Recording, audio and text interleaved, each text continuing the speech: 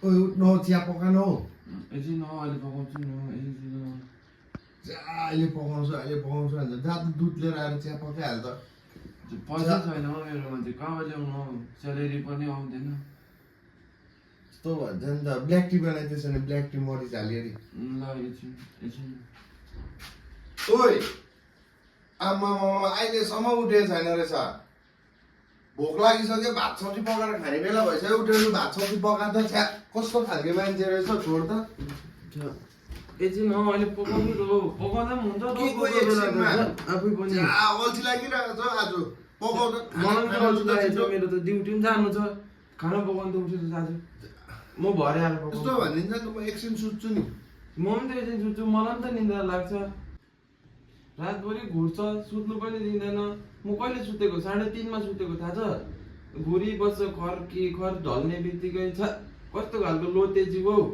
आम्मा हो, म भन्दा अगाडि सुतेर चाहिँ आमा म घुरेको चाहिँ सुने फेरि। सुत्छ नि, म सुत्छ। आमा फोन हेर्दा हेर्दै घुर्छ, कस्तो खालको मान्छे। अलिक जिउ घटाउनु, फिट हुनु छैन, लोते एक्सर्साइज गर्नु अरे। आमा कसम भनेको एक्सर्साइज गरिदिन्छ। अब म कस्तो पो हुनु त ती।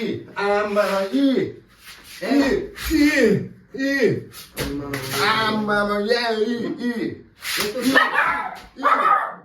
साला भात सब्जी चाहिँ पकाउनु छैन, दुधवटा थुपारेको यहाँनिर होइन। आमा के हुन्छ भन्दा तिनीहरूले मासु खानु यहाँ बाँदर पनि आउँदैन, बाँदर खेल्ने मान्छे यसो दुधवटा थुपारिदिरहेको छ। यस्तो गरिदिन्छ नि त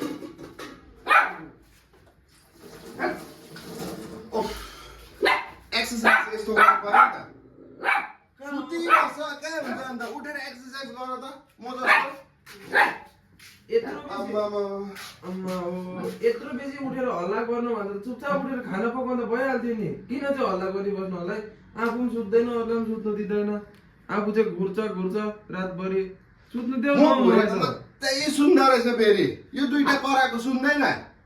यो त कहाँ कराएको हो, यो त मायाले बोलाएको पो त तपाईँ बेसी भयो भनेर।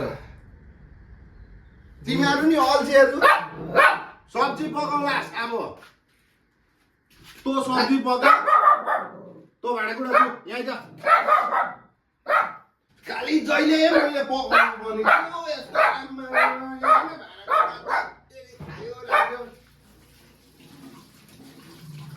तिमीहरू नभोक, साला भात खायो खालि भुक्यो।